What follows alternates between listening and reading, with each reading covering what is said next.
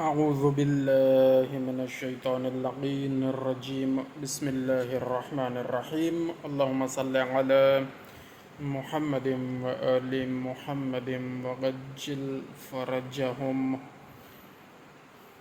پارہ نمبر 16 سورہ مبارکہ مریم، آیت نمبر 58 سے آگے پڑھتے ہیں انشاءاللہ العزیز۔ فخلف من بعدهم خلف اضاعوا الصلاة واتبعوا الشہوات فسوف یلقون غیا۔ پھر ان کے بعد کچھ ناخلف ان کے جانشین ہوئے جنہوں نے نمازیں کھوئیں اور نفسانی خواہشوں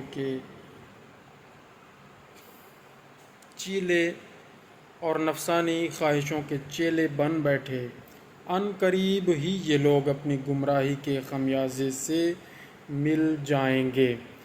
اور یہاں پر ناخلف جانشین سے مراد کیا ہے؟ حاشیے پر لکھا ہوا ہے، ابن عباس کا قول ہے کہ اس سے مراد یہود ہیں، اور ایک روایت حضرت رسول صلی اللہ علیہ وآلہ وسلم سے ہے کہ یہ لوگ میرے بعد ہجرت کے 60 برس بعد پیدا ہوں گے۔ اور جناب امیر علیہ السلام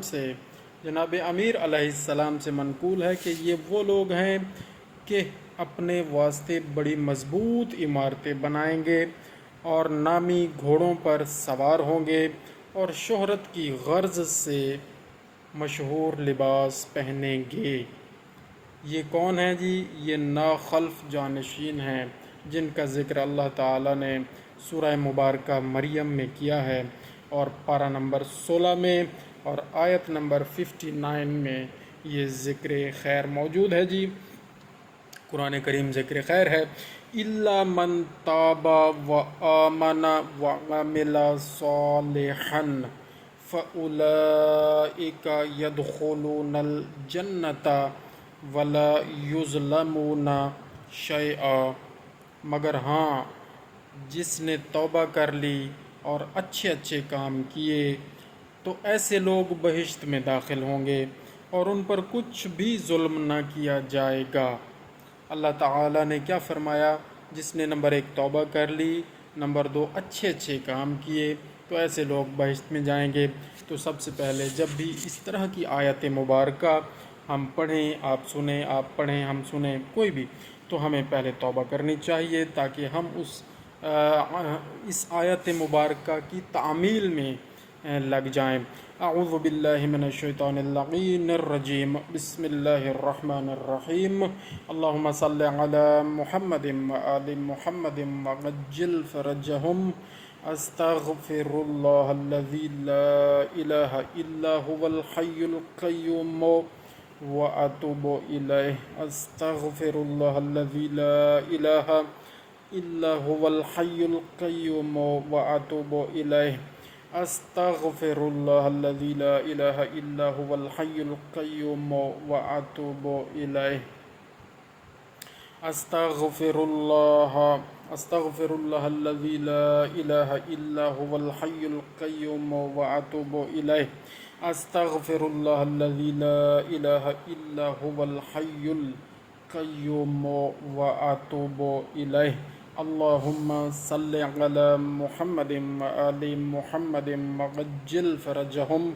توبہ زبانی بھی ہوتی ہے اور دل سے بھی ہوتی ہے، تو دل سے یا اللہ کریم ہم توبہ کرتے ہیں کہ آئندہ انشاءاللہ العزیز آپ کی مدد سے گناہوں سے بچیں گے اور اچھے کام کرتے رہیں گے، اور ان سب اچھے کاموں میں اچھا کام قرآن مجید کی تلاوت کرنا بھی ہے، درود پاک پڑھنا بھی ہے، ذکر خیر کرنا ہے اور آگے پہنچانا بھی ہے، تو اس میں ہم لگے ہوئے ہیں انشاءاللہ العزیز اللہ تعالیٰ کے فضل و کرم سے۔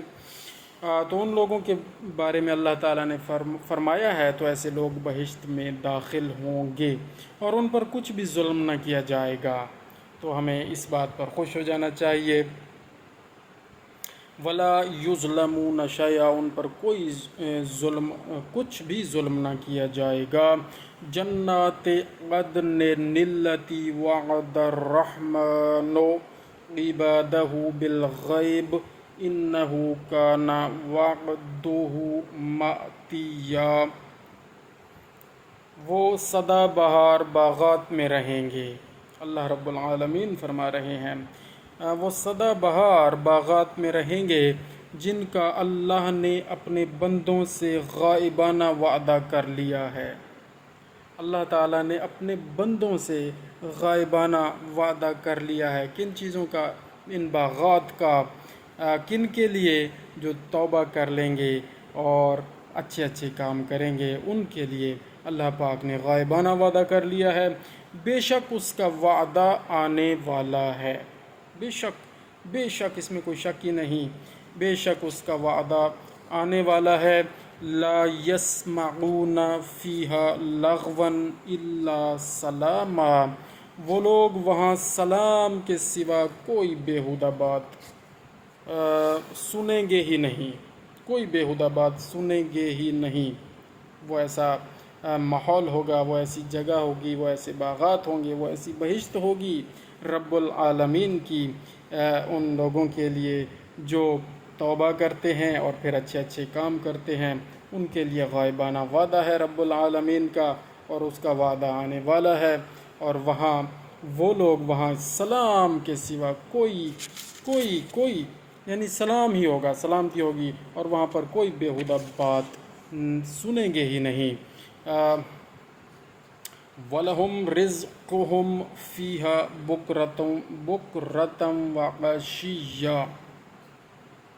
मगर हर तरफ से सलाम ही सलाम की आवाज़ आएगी, और वहाँ उनका खाना सुबह व शाम जिस वक्त चाहेंगे उनके लिए तैयार रहेगा। जिस वक्त चाहेंगे उनके लिए तैयार रहेगा। तिलकल जन्नतुल्लती नूरिसु मिन इबादिना मन काना तक़िया। यही वो बहिश्त है कि हमारे बंदों में से जो परहेज़गार होगा हम उसे उसका वारिस बनाएंगे। सुबहान अल्लाह, सुबहान अल्लाह। रब्बुल आलमीन क्या फरमाते हैं? यही वो बहिश्त है कि हमारे बंदों में से जो परहेज़गार होगा, जो परहेज़गार होगा, हम उसे इसका वारिस बनाएंगे। किसका? इस बहिश्त का। तो सबसे पहले 14 मासूमीन हैं बहिश्त के वारिस, और फिर उनके जो फॉलोअर्स हैं, जो उनके पैरोकार हैं, जो उनके हुब्बदारान हैं, जो उनकी बातों पर अमल करने वाले हैं, वही ज़ाहिर है परहेज़गार हैं। और वही फिर उनके बाद यानी 14 मासूमीन के साथ मुतमस्सिक होने की वजह से वो भी बहिश्त के वारिस होंगे, बनाए जाएंगे। और हर एक इंसान की, हर बंदे की जो बहिश्त में जाएगा उसकी इतनी अपनी बहुत बड़ी जन्नत होगी, उसकी अपनी जन्नत बहुत बड़ी होगी। और फिर वो सारे अहवाल मौजूद हैं, इंशाअल्लाह उनका ज़िक्र भी होता रहेगा।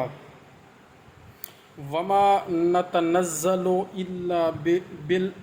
इल्ला बिअम्रि रब्बिका लहू मा बैना ऐदीना वमा खल्फना वमा बैना ज़ालिका वमा काना रब्बुका नसिया। और ए रसूल सल्लल्लाहु अलैहि वसल्लम, हम लोग फरिश्ते आपके परवरदिगार के हुक्म बग़ैर दुनिया में नहीं नाजिल होते। फरिश्ते कह रहे हैं तो नहीं नाजिल होते। जो सामने है और जो कुछ हमारे पीठ पीछे है और जो कुछ उनके दरमियान है, गर्ज़ सब कुछ उसी का है, यानी अल्लाह का है। और तुम्हारा परवरदिगार कुछ भूलने वाला नहीं, भुलक्कड़ नहीं है। बेशक रब्बुस समावाति वल अर्ज़ि वमा बैनहुमा फ़अब्दुहु वस्तबिर लिइबादतिहि हल तअलमु लहू समिय्या। सारे आसमानों ज़मीन का मालिक है और उन चीज़ों का भी जो दोनों के दरमियान में है, जो दोनों के दरमियान में हैं। तो तुम उसी की इबादत करो और उसी की इबादत पर साबित कदम रहो। भला तुम्हारे इल्म में उसका कोई हम नाम भी है? अल्लाहु अकबर। उसका कोई शरीक नहीं है, वो वहदहू ला शरीक है। تو ہم لوگ فرشتے آپ کے پروردگار کے حکم کے بغیر دنیا میں نہیں نازل ہوتے۔ تو اس کی تفصیل میں حاشیہ پر، قرآن کریم کے حاشیہ پر جو درج ہے وہ ہم پڑھتے ہیں۔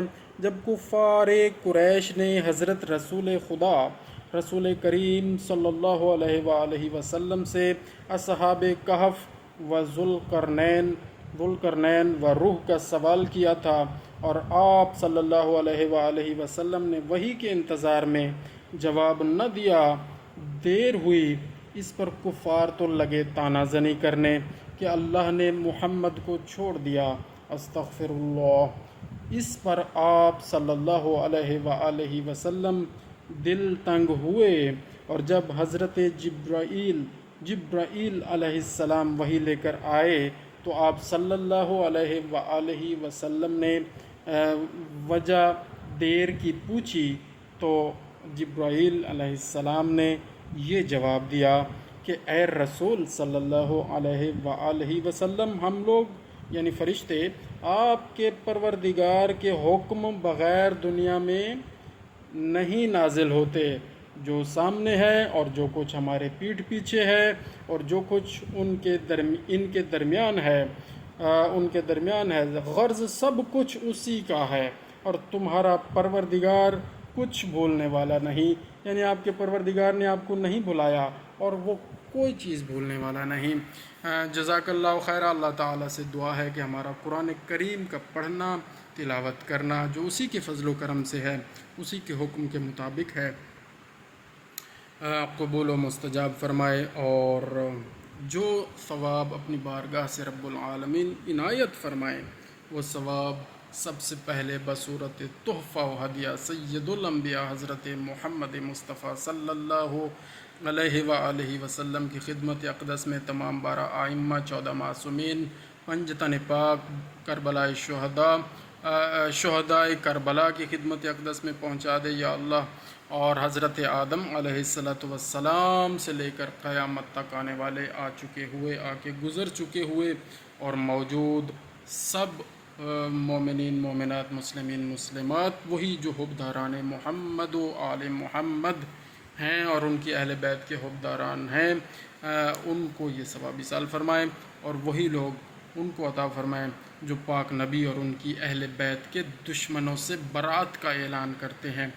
یا اللہ ہماری ہر نیکی کا ثواب ان کو بھی عطا فرما، ہمارے ہر عمل کا ثواب ان سب کو عطا فرما، اور ہمارے تمام مرحومین اس میں شامل ہیں، ان کے بھی درجات نیک بلند فرما، ان کو جنت الفردوس میں اعلیٰ مقام عطا فرما۔ جو ہمارے والدین، جو عزیز رشتہ دار، اقربا یہاں موجود ہیں، ان کی زندگیاں دراز فرما، ان کو صحت و سلامتی عطا فرما، ہمیں اعتدال کا دامن پکڑ کے صحیح راہ پر چلنے والا بنا، اور پاک نبیوں، پاک علیوں، اہل بیت نبیوں علی علیہم السلام کے ساتھ ہمیشہ متمسک فرما، اور قرآن کریم کے ساتھ متمسک فرما۔ آمین بجاہ النبی الکریم۔ اللہم صلی علی محمد و آل محمد وعجل فرجہم۔